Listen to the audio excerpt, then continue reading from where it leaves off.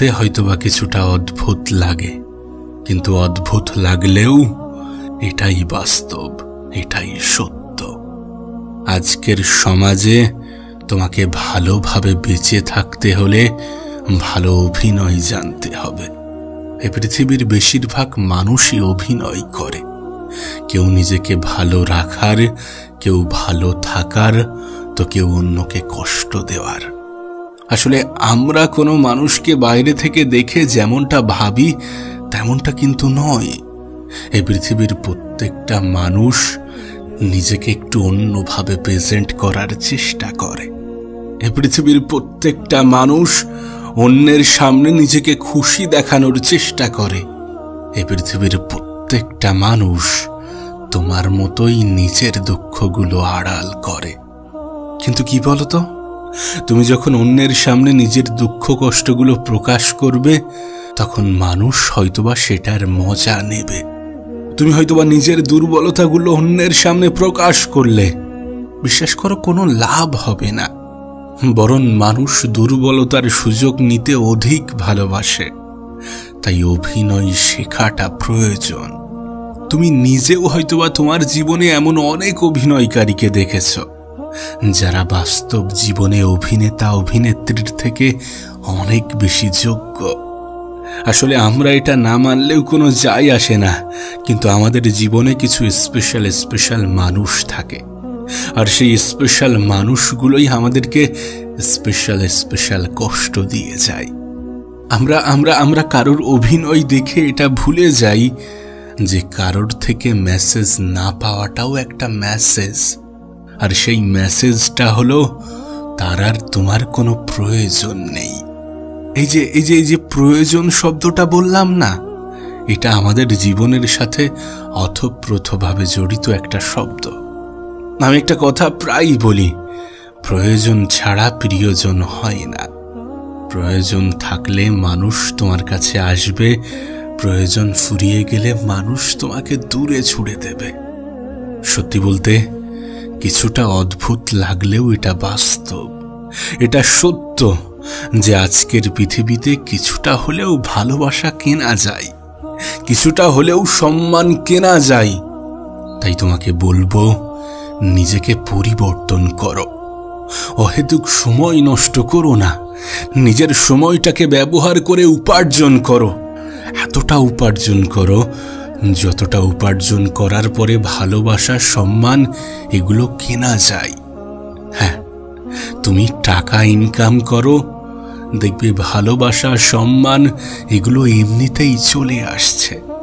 আর একটা কথা মনে রেখো, যদি তুমি ছেলে সন্তান হও, তাহলে তোমাকে তো বারবার প্রমাণ দিতে হবে যে তুমি কতটা যোগ্য। কারণ একটা সময় পরে প্রত্যেকটা পদক্ষেপে তোমাকে এই প্রশ্নটা জিজ্ঞাসা করা হবে, তুমি কি করো। আমি বলছি না মেয়েদের ক্ষেত্রে এটা প্রযোজ্য নয়, এই জেনারেশনে দাঁড়িয়ে সবার জন্য প্রযোজ্য। যোগ্যতা শব্দের মুখোমুখি আমাদেরকে হতেই হবে।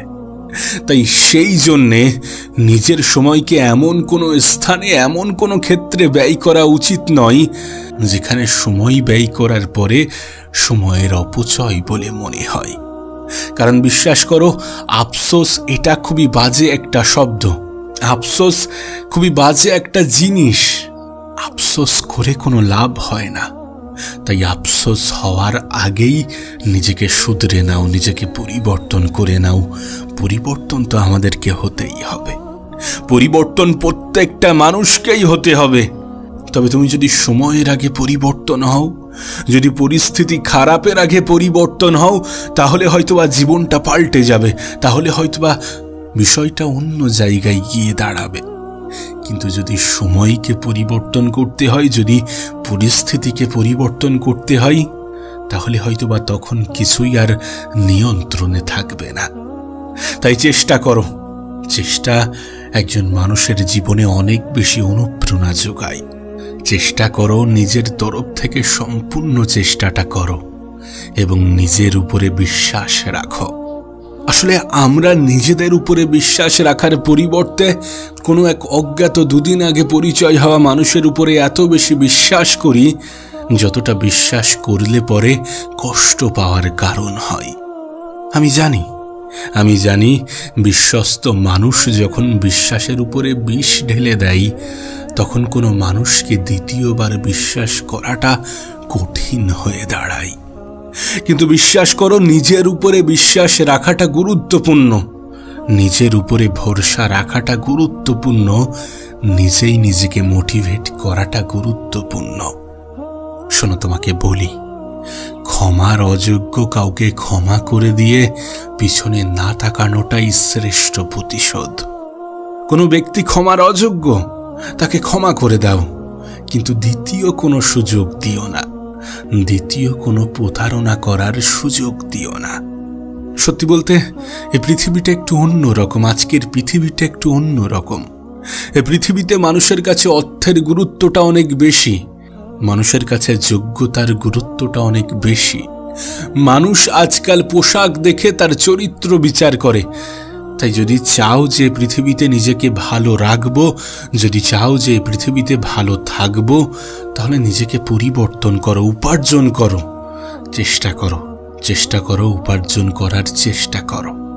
মনে রেখো, অর্থ না থাকলে আপন মানুষগুলোও আপন বলে পরিচয় দেয় না। তাই উপার্জন করাটা গুরুত্বপূর্ণ। আবারও বলছি, তাদের জীবনে প্রিয় মানুষের কোনো অভাব হয় না যারা অপরের প্রয়োজনীয় হয়ে উঠতে পারে। আমি দেখেছি কোনো নেতা মন্ত্রীর আত্মীয় স্বজনের কোনো অভাব হয় না, কারণ এরা প্রিয়জন না হলেও প্রয়োজন। তবে কোনো এক মহান ব্যক্তি বলেছিলেন, একটা সময় আসবে যখন জ্ঞানীরা জ্ঞানী হওয়ার জন্য অনুশোচনা করবে আর মূর্খরা মূর্খতার জন্য গর্ব করবে। একটা সময় আসবে যখন দুর্নীতিবাজরা দুর্নীতির জন্য উল্লাস করবে। তিনি হয়তোবা এই সময়টার কথা বলছিলেন। তাই তো তোমাকে বলি, আজকের পৃথিবীটা একটু অন্যরকম, এই পৃথিবীর মানুষগুলো একটু অন্যরকম।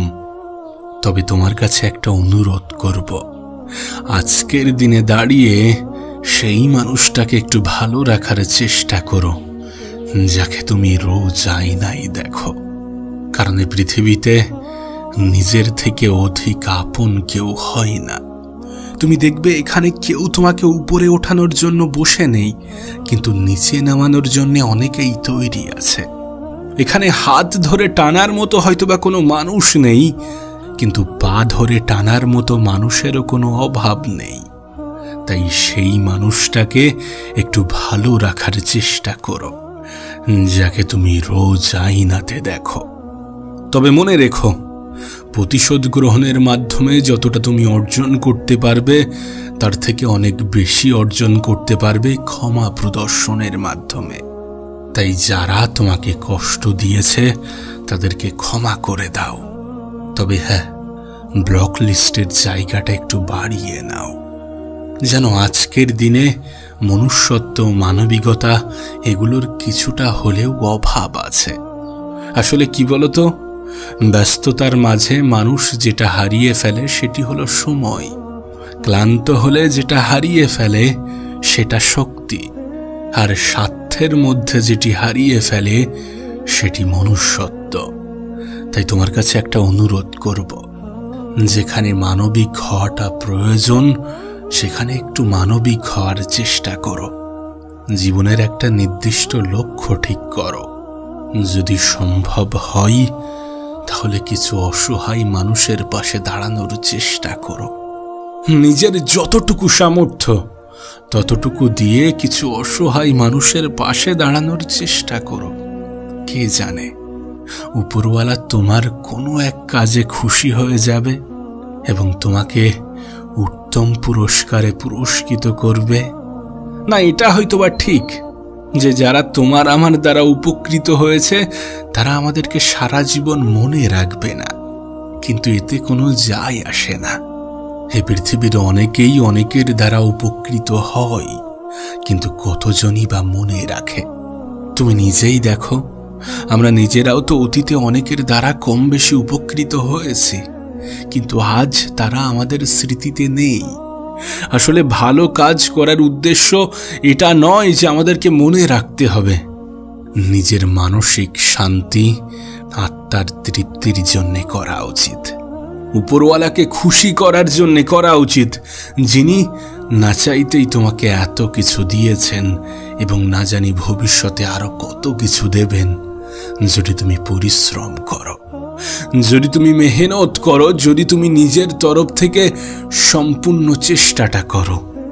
তাই চেষ্টা করো, নিজে ভালো থাকার চেষ্টা করো এবং কিছু দুঃখী মানুষের সঙ্গী হওয়ার চেষ্টা করো। মনে রেখো, এ পৃথিবীতে মানবিকতার অনেক বেশি ঘাটতি, মানসিকতার অনেক বেশি অভাব। তবে এত কিছুর মাঝে তোমাকে একটা কথা বলতে চাইব, যে যদি কখনো কোনোভাবে কাউকে উপকার করো, তাহলে তার কাছ থেকে কোনো আশা রেখো না। ইভেন কোনো মানুষের কাছ থেকে অতিরিক্ত আশা রেখো না। অতিরিক্ত জিনিসটাই আমাদের জন্য ক্ষতিকর। আমরা মানুষের থেকে আশা যত কম রাখবো, ততই তোমার আমার জন্যে ভালো, ততই আমাদের জন্যে ভালো। কারণ নিরাশা তো তখন তৈরি হয় যখন আশার মাত্রা অনেক বেশি বেড়ে যায়। তাই উপার্জন করো নিজের জন্যে এবং কিছু অসহায়, কিছু দুঃখী মানুষের জন্যে, নিজের পরিবারের জন্যে।